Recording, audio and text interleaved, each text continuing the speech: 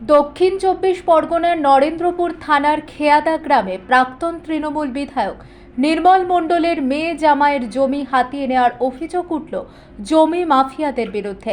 ঘটনার প্রতিবাদ করতে গেলে প্রাণনাশের হুমকি দেওয়া হয়। এই ঘটনায় নরেন্দ্রপুর থানায় অভিযোগ দায়ের করেছেন প্রাক্তন তৃণমূল বিধায়কের জামাই দেবব্রত মণ্ডল।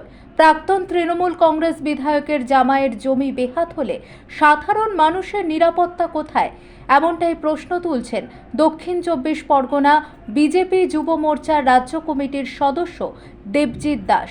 দক্ষিণ চব্বিশ পরগনা জেলার আইএনটিটিউসি তৃণমূল কংগ্রেসের সম্পাদক প্রদীপ চক্রবর্তী বলেন, এটি অত্যন্ত লজ্জার বিষয়। পুলিশ অবশ্যই এ বিষয়ে যথাযথ ব্যবস্থা নেবে।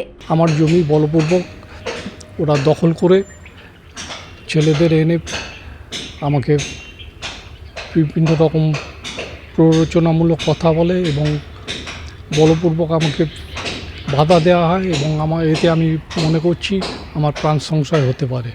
আমি থানার দ্বারস্থ হয়েছি। 2001 সালে প্রথম তিনি আমাদের এই সোনারপুর অবিভক্ত সোনারপুরের বিধায়ক ছিলেন।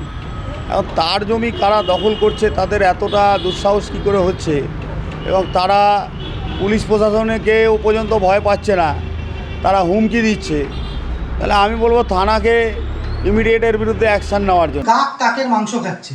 প্রাক্তন বিধায়ক নির্মল মণ্ডল একবারের বিধায়ক নয়, দুবারের বিধায়ক। তার জমি আজকে জমি মাফিয়াদের দৌরাত্মে সুরক্ষিত নয়। এটা শুধু খেয়াদা রানাভূতিয়া অঞ্চল বলে কথা নয়, রাজ্যের সর্বত্র আপনি যদি দেখেন, কাউন্সিলর বনাম এমএলএ বনাম পঞ্চায়েত প্রধান, তৃণমূলকে মারছে। এই তৃণমূলের জামানায় সারা রাজ্যে কোনো মানুষই সুরক্ষিত নয়।